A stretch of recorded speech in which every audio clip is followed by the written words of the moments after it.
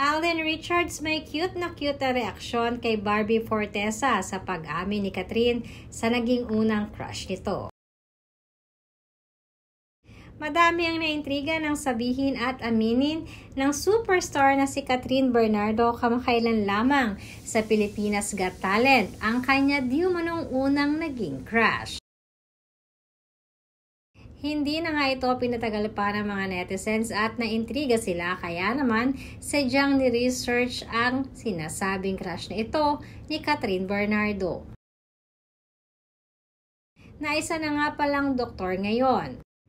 Hindi rin inaasahan ang pagkakataon ay napakaraming media rin ang naging curious, kaya naman kaliwat kanan na ang naging interview ng nasabing doktor patungkol kay Catherine. Subalit ang hindi naman mapalagpas sa mga netizens ay nang magkabiruan ang magkaibigan na si Alden at Barbie Fortesa sa isa sa kanilang section ng pag-jogging.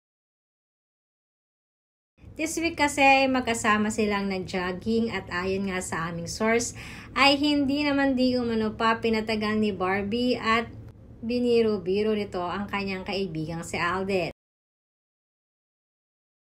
Na mukhang sa mga susunod na pag-jog di umano nila ay may makakasama na siyang girl na dadalhin mismo ni Alden.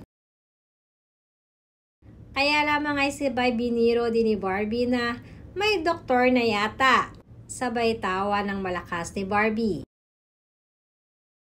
Isang cute na sagot naman di umano ang sinabi ni Alden na piloto na daw di umano ngayon ang gusto, sabay tawa ng malakas nitong si Tisoy. Alam naman natin kung sinong tinutukoy dito ni Barbie na girl. At wala namang iba kundi ang bihira na mga kasama ni Alden ngayon sa pag-gym na si Catherine Bernardo.